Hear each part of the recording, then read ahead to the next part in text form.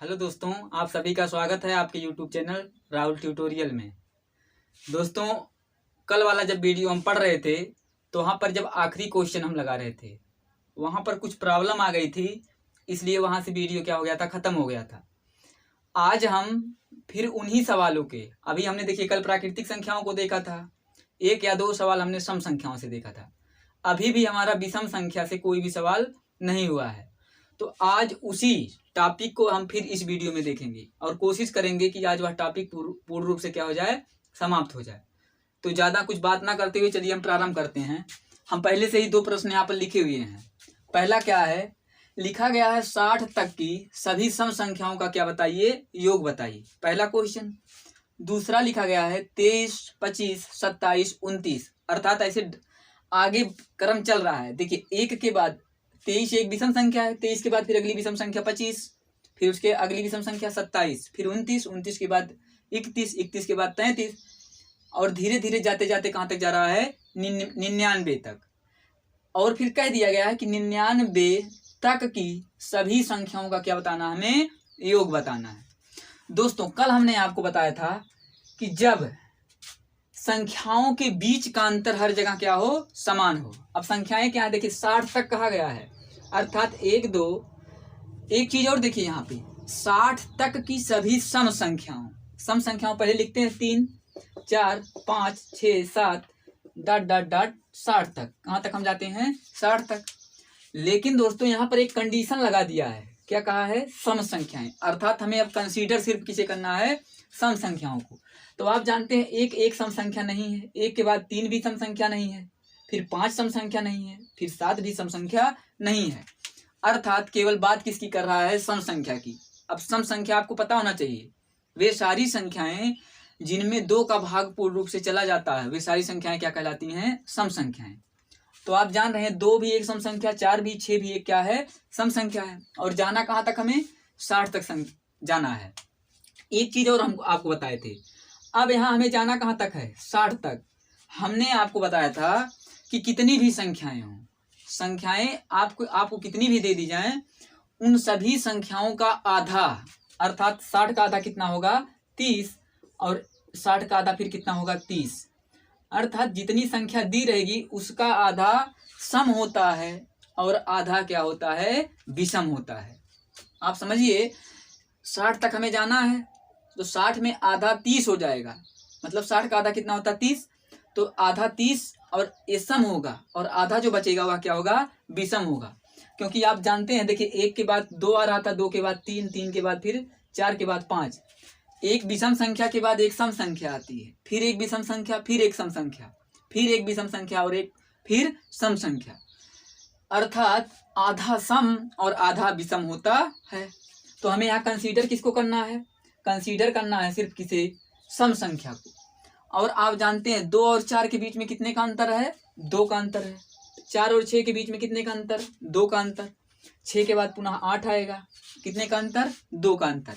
और हमने आपको बताया था जब अंतर क्या हो, समान हो, तो एक ही आपको कॉन्सेप्ट अपने माइंड में सेव करना है, क्या, पहला पद प्लस अंतिम पद, और इसको भाग दे देते हैं किसमें, 2 से, भाग किससे दे देते हैं, 2 से, और इसमें गुणा कर देते हैं संख्याओं से, किससे, संख्याओं से।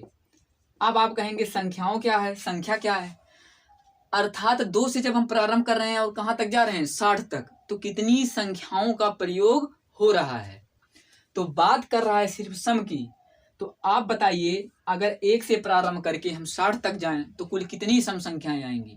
तो आप कहेंगे 60 का आधा, अर्थात कितना हो जाएगा, 30। 60 में 30 संख्या सम होगी और 30 संख्या क्या होगी, विषम होगी। तो आप बताइए इसमें पहला पद क्या है, पहला पद 2 है, प्लस अंतिम पद क्या है, 60 है। इसमें भाग देना किससे, 2 से, और गुणा किससे करेंगे, 30 से, क्योंकि कुल संख्याओं की संख्या कितनी है, 30 है। इसके पश्चात आप क्या करेंगे, देखिए 60 में जब 2 जोड़ते हैं हम तो कितना हो जाता है, 62। 60 में जब 2 जोड़ेंगे 62 हो जाएगा, और 62 का जब आधा करेंगे, अर्थात 62 में जब 2 से हम भाग देंगे कितना हो जाएगा, 31 हो जाएगा। 60 और 2 62, 62 में 2 से भाग देते हैं तो 31 और 31 में गुणा किससे करना हमें 30 से। अब आप जानते हैं 3 का पहाड़ा एक बार पढ़ेंगे तो 3 और 3 त्रिक का 9, 3 एक के 3, 3 त्रिक का 9, एक हमारा 0 बचा है। अर्थात 1 से लेकर के 60 तक जितनी भी सम संख्याएं होंगी उनको जोड़ने के पश्चात 930 हमें प्राप्त होता है। अर्थात उनका योग कितना आएगा 930। तो यह क्वेश्चन आपको समझ में आया होगा। अगले क्वेश्चन की बात करते हैं। तो देखिए अगला क्वेश्चन क्या कह रहा है, 23 से प्रारंभ कर रहा है और कहाँ तक जा रहा है 99 तक। लेकिन एक चीज आप ध्यान दीजिए, 23 के बाद 24 नहीं दिया गया दोस्तों, 25, 26 फिर गायब कर दिया, फिर 27, फिर 28 गायब कर दिया, फिर 29। अर्थात यहाँ पर आप देख रहे हैं बात किसी कर रहा है विषम संख्याओं की। किसकी बात कर रहा है, विषम संख्याओं की बात कर रहा है। तो आप जानते हैं देखिए 23 और 25 के बीच अंतर कितने का है 2 का, फिर 25 और 27 के बीच अंतर 2 का, अंतर समान है, अंतर समान है। तो योग क्या होगा, तो योग क्या होगा, योग हो जाएगा प्रथम पद प्लस अंतिम पद, अंतिम पद बटे 2, बटे क्या करेंगे 2 करेंगे, और गुणे संख्या, गुणे संख्या। वही सूत्र आप अपने दिमाग में बैठा लीजिए, जब अंतर समान हो तो प्रथम पद में अंतिम पद जोड़ करके 2 से भाग दे देते हैं, और जितना हमें प्राप्त होता है उसमें कुल प्रयुक्त हुई संख्याओं से क्या करते हैं गुणा कर देते हैं। तो आप बताइए, अब देखिए दोस्तों, सबसे पहले आप संख्या की बात करिए कि संख्याएं कितनी प्रयुक्त हुई होंगी, संख्याएं कितनी प्रयुक्त हुई होंगी। तो देखिए पहले आप 1 से लेकर 99 तक जाइए, 1 से प्रारंभ करिए। देखिए 1 से प्रारंभ करिए, 2, 3, 4, 5 डॉट डॉट डॉट कहाँ तक जाइए 99 तक जाइए। ठीक है, अब आप बताइए कि 1 से लेकर के 99 तक कितनी सम संख्याएं होंगी और कितनी विषम संख्याएं होंगी।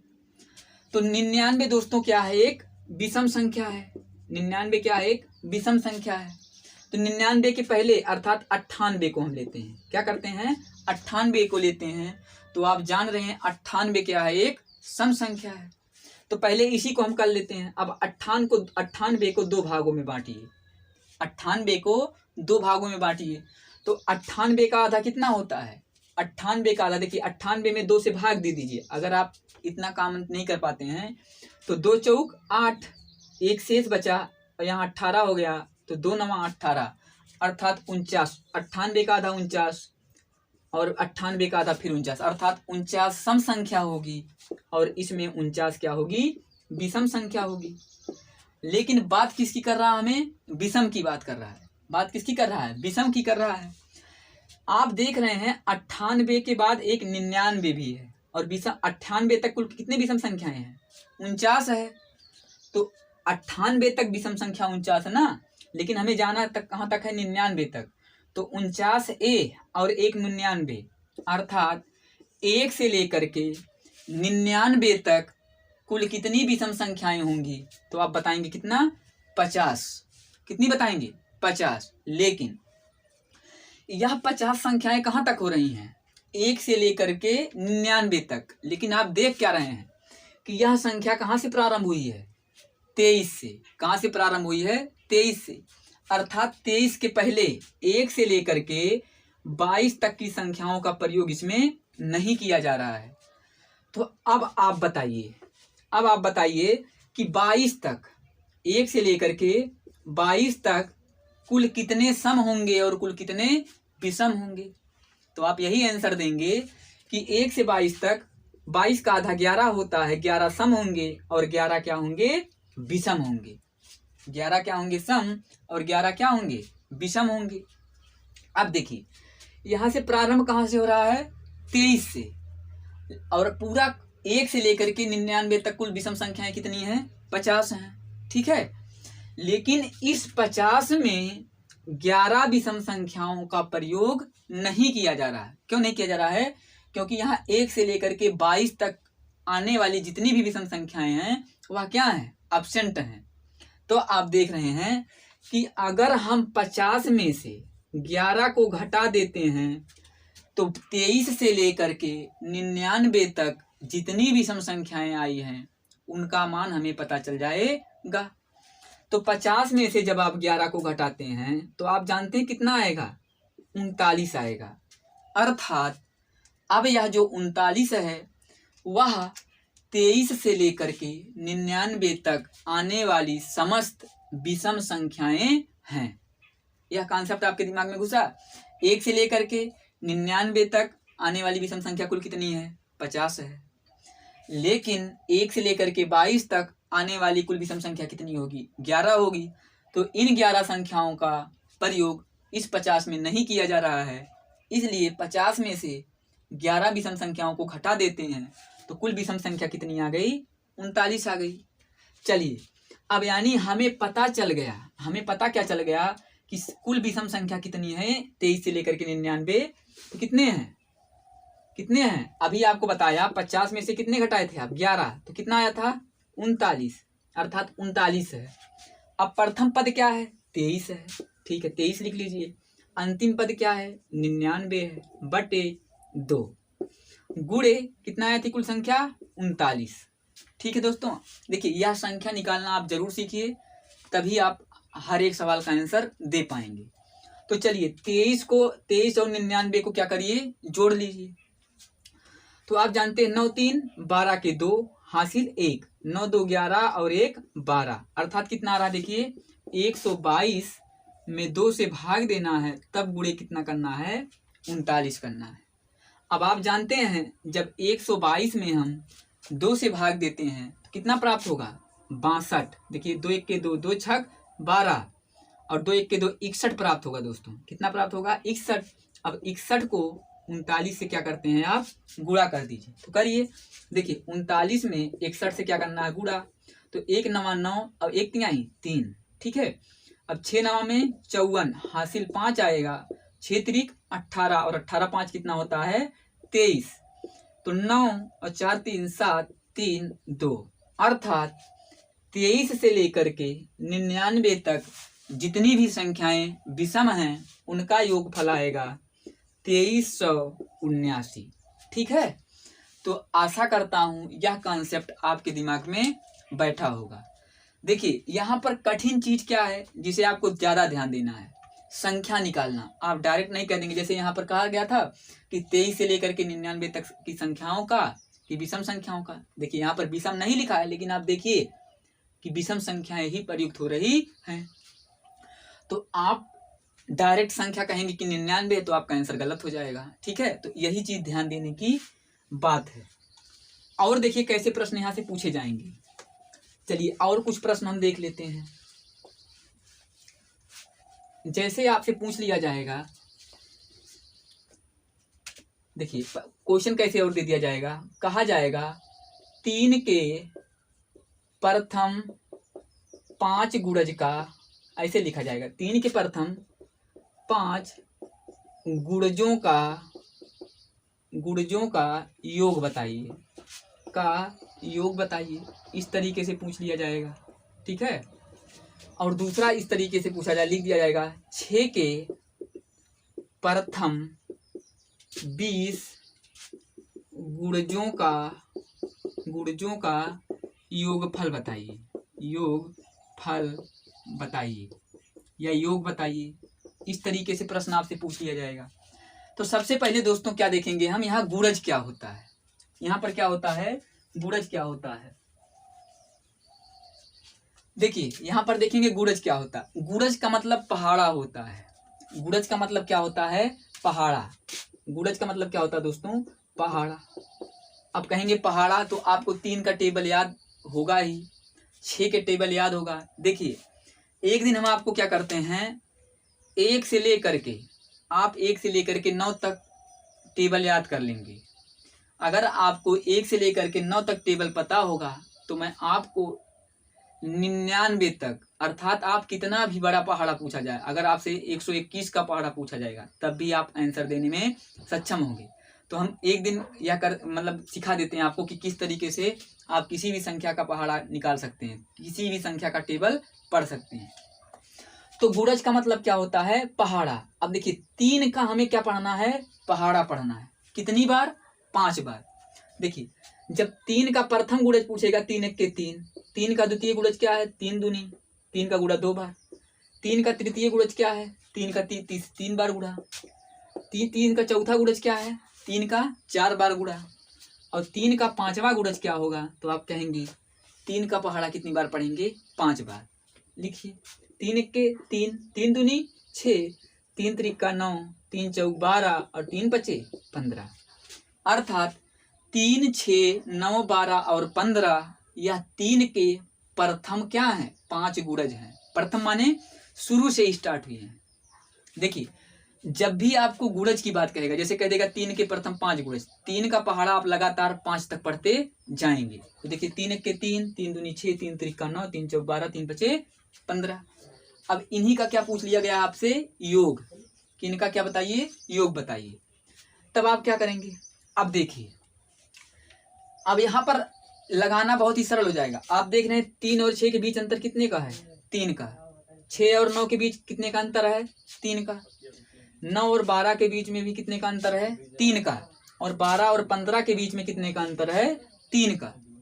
अर्थात जब अंतर समान हो तो पहला पद प्लस अंतिम पद और बटे 2 और गुणे संख्या। अब देखिए दोस्तों यहाँ संख्या ज्ञात करने की आवश्यकता आपको नहीं पड़ेगी, क्योंकि यहाँ कहा ही गया कि 3 के कितने गुणज हैं? 5 गुणज। अर्थात कितनी संख्याएं प्रयुक्त हो रही हैं? 5 ही संख्याओं का प्रयोग हो रहा है। देखिए 1, 2, 3, 4, 5। तो संख्या आपको ज्ञात नहीं करना पड़ेगा। तो पहला पद क्या है? 3। देखिए यहाँ करते हैं 3। अंतिम पद क्या है? 15। तो 3 में 15 जोड़ के 2 से भाग दे देते हैं। इसके बाद मल्टीप्लाई इसमें कितने से करते हैं? इसमें मल्टीप्लाई कितने से करेंगे? 5 संख्याएं हैं, अर्थात 5 से क्या करते हैं? मल्टीप्लाई कर देते हैं। तो आप जानते हैं जब 15 में 3 जोड़ते हैं तो कितना होगा? 18। और 18 में 2 से अब क्या करिए? भाग दीजिए। तो कितना आएगा? 9। यहाँ कितना प्राप्त होगा? 9। और 9 में 5 का गुणा करेंगे तो 9 पचे 45। अर्थात 3 के प्रथम 5 गुणज का योगफल कितना आएगा? 45 आएगा। और आप ऐसे भी कर सकते हैं। करिए देखिए 6, 3, 9, 9, 9, 9, 18। 18 और 22 कितना हो जाएगा दोस्तों? 18 और 22 कितना हो जाएगा? 30। 30 और 15 कितना हो जाएगा? 45। यह संख्या छोटी थी इसलिए आप इसे माइंड में कर ले गए, लेकिन जब संख्याएं बड़ी दी गई होंगी तो इसे करने में आपको बहुत ही प्रॉब्लम होगी। जैसे कि अगला क्वेश्चन लिखा गया है। तो देखिए आप आसानी से ऐसे प्रश्न को कर सकते हैं। ठीक है। अब अगला कहा है 6 के प्रथम 20 गुणजों का योगफल बताइए। 6 के प्रथम 20 गुणज अर्थात 6 का पहाड़ा कहाँ तक पढ़ते जाना है? 20 तक। तो 6 के 6 दूनी 12, 6 त्रिक 18। अब सारा पहाड़ा पढ़ेंगे तो आप क्या हो जाएंगे? काफी टाइम आपका ले लेगा एग्जाम में। अब देखिए डायरेक्ट आप 6 का पहाड़ा 20 बार पढ़ दीजिए। तो आप जानते हैं 6 का पहाड़ा जब 20 बार पढ़ेंगे तो 120 आएगा। अब 6 का पहाड़ा 20 बार पढ़िए या 20 का पहाड़ा 6 बार पढ़िए, कोई दिक्कत नहीं होगी। देखिए 20 छक्का 120 या 6 विषैया में 120 होता है। अब देखिए संख्याएं कुल कितनी प्रयुक्त होंगी? 20, क्योंकि 20 गुणज की ही बात कर रहा है। ठीक है। इनके बीच अंतर क्या है? समान है, 6 का अंतर। इसके बीच देखिए 12 और 18 के बीच 6 का अंतर, और अंतर समान है तो प्रथम पद क्या हो जाएगा? 6। अंतिम पद क्या हो जाएगा? 120। कुल कितने संख्याएं हैं? देखिए इसमें 2 से भाग दे देंगे और कुल संख्याओं की संख्या कितनी है? तो 20 है। ठीक है। अब देखिए 120 में 6 जोड़िए तो कितना हो जाएगा? 126। और 126 में 2 से आप क्या करिए? पहले भाग दे लीजिए और फिर इसमें 20 से क्या कर दीजिए? गुणा कर दीजिए। तो इस तरीके से भी भाग दिया जा सकता है। 2 1 के 2, 2 दहा में 20। अब देखिए 126 में 10 से क्या करना है? हमें गुणा करना है। और आप जानते हैं 126 में जब 10 से गुणा करेंगे तो आएगा हमारा आंसर क्या? 1260। अर्थात 6 के प्रथम 20 गुणज का योगफल कितना हो जाएगा? 1260 हो जाएगा। ठीक है। तो देखिए इस तरीके से बहुत सारे एग्जाम में प्रश्न पूछे जाते हैं। बस आप अपना कॉन्सेप्ट याद रखिएगा। कॉन्सेप्ट क्या है? संख्याओं के बीच का अंतर क्या होना चाहिए? हर जगह समान होना चाहिए। और दूसरी चीज क्या होनी चाहिए? कितने संख्याएं प्रयुक्त हो रही हैं। इतनी संख्याएं प्रयुक्त हो रही हैं उन संख्याओं की जानकारी भी आपको होनी चाहिए, तभी आप उस प्रश्न का उत्तर निकाल सकते हैं, अन्यथा नहीं निकाल पाएंगे। ठीक है, तो यह टॉपिक दोस्तों हमारा पूरा हुआ। अब कोई नया टॉपिक हम प्रारंभ करेंगे। आज के लिए बस यहीं तक। धन्यवाद।